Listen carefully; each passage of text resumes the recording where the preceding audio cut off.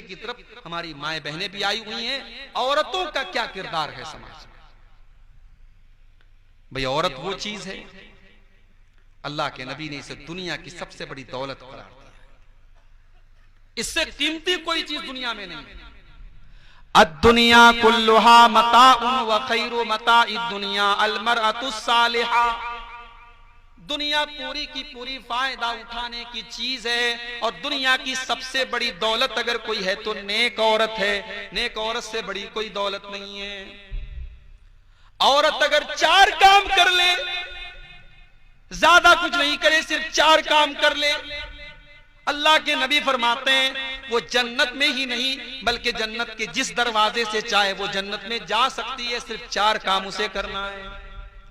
अय्युमा इमरातिन सल्लत खमसहा व सामत शारहा व अताअत ज़ौजहा व अहसनत फरजहा।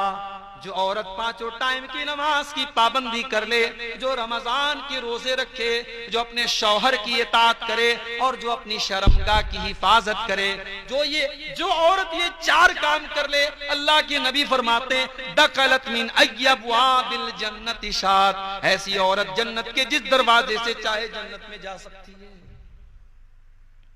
मुझे बड़ी खुशी हुई, बाबू सालार में आने के बाद मुझे लोगों ने बताया यहां मस्जिद में जुमा की नमाज में औरतों के आने का भी इंतजाम किया गया।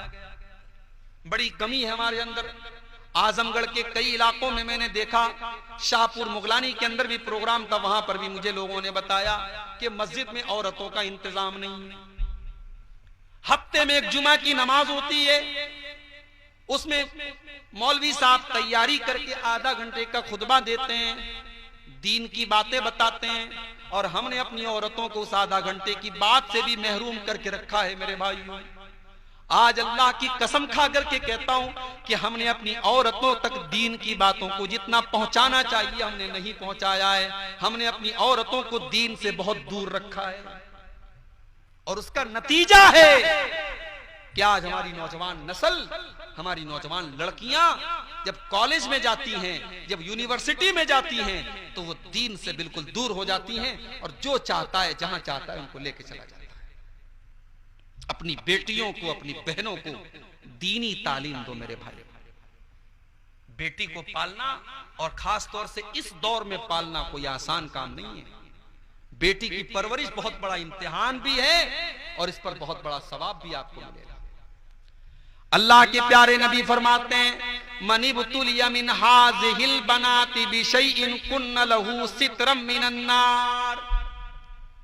जिसको अल्लाह ताला बेटी दे करके उसका इम्तिहान ले, उसके घर में बेटी पैदा हो गई, अब अल्लाह ताला इम्तिहान ले रहा है, और जो इस इम्तिहान में खरा उतर जाए, अपनी बेटी की सही परवरिश करे, बेटी को सही तालीम दे, कुन्न लहू सित्रम मिनन नार, वो बेटियां अपने माँ बाप को जहन्नम की आग से बचाने का काम करेंगी। वो बेटियां कल कयामत के दिन अपने माँ बाप को जहन्नम की आग से बचाएंगी। बेटी की परवरिश का मतलब सिर्फ ये नहीं है उसको जवान कर दिया, उसकी शादी कर दी। बेटी की परवरिश में एक चीज ये भी शामिल है कि उसे बचपन से शर्म और हया सिखाई जाए, उसे दीन सिखाया जाए, उसे बताया जाए कि एक मुसलमान औरत कैसी होती है। हमारे एक दोस्त हैं, इलाहाबाद के रहने वाले हैं, सऊदी अरब में बेचारे काम करते हैं, रियाज में रहते हैं। उनकी 11 साल की लड़की है। अभी कल उनका फोन आया था, एक बात उन्होंने बताई, बड़ी अच्छी बात बताई, और मैं इसीलिए इस बात को यहां नकल भी कर रहा हूं। उन्होंने कहा शेख साहब मेरी एक आदत है, मैं डेली रोजाना अपने बच्चों को फोन करता हूं, और बस 15 मिनट ही सही मैं उनको दीन की बातें बताता हूं, उनको सहाबा की बातें बताता हूं, उनको कुरान की बातें बताता हूं, उनको हदीस की बातें बताता हूं।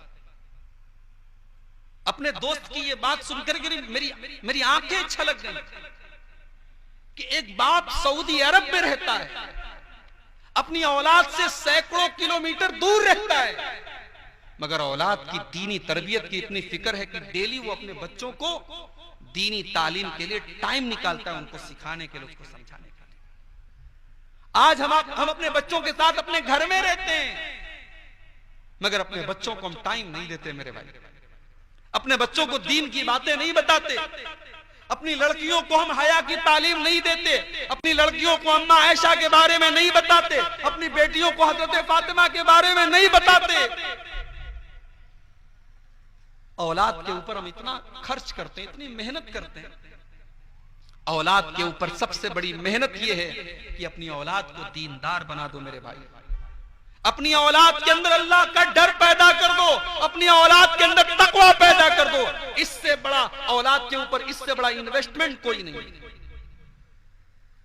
अगर आपने अपनी औलाद को कोई दुआ सिखा दी, आप तो दुनिया से चले जाएंगे, आपकी औलाद जब तक जिंदा है और जब तक उस दुआ को पढ़ती रहेगी, आपको सवाब उसका मिलता रहेगा।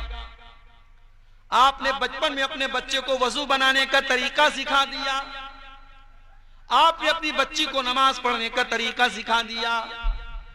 जब तक वो बच्चा वजू कर रहा है, वो बुढ़ा भी हो जाएगा, 70 साल का हो जाएगा, उसका सवाब उसके माँ बाप को मिलता रहेगा। जब तक वो बच्ची नमाज पढ़ती रहेगी, उसके माँ बाप को उसका सवाब मिलता रहेगा। मेरे प्यारे भाइयों, आज समाज के न सुधरने की एक वजह यह भी है कि आज हमारी माओ बहनों ने अपनी जिम्मेदारी को भुला दिया है। उन्होंने ये समझा हमारा काम तो खाना पकाना है, हमारा काम तो झाड़ू पोछा लगाना है, हमारा काम तो घर को देखना है। नहीं नहीं, आपका काम तो घर के माहौल को दीनदार बनाना है, आपका काम तो घर के अंदर कुरान और सुन्नत की रोशनी को चमकाना है, आपका काम तो एक अच्छे बेटे को जन्म देना है, एक अच्छी बेटी को जन्म देना है, एक अच्छे समाज को बनाना है। जिम्मेदारी भूल गई हमारी माँ, हमारे बच्चे हमारे जीते जी यतीम हो गए। मोबाइल में हम इतने फिदा हो गए, मोबाइल में इतने मगन हो गए, बाप अलग मोबाइल में लगा है, बच्चे अलग मोबाइल में लगे हैं, माँ अलग मोबाइल में लगी है। आज ना बच्चों के लिए माँ बाप के पास टाइम है, ना माँ बाप के लिए बच्चों के पास टाइम। अब वो हदीस, वो वाकयात, किस्से कहानी हो गए। बनी इस्राइल का वो बेटा जो अपने बाप के लिए रात भर दूध का प्याला अपने माँ बाप के लिए लेकर के खड़ा था, बच्चे पैर पकड़ पकड़ के रो रहे थे, मगर न बच्चों को माँ बाप के पहले दूध पिलाया और न माँ बाप की नींद को खराब किया, उनको उठाया। सुबह हो गई, जब माँ बाप उठे तब उनको दूध पिलाया और फिर अपने बच्चों को पिलाया।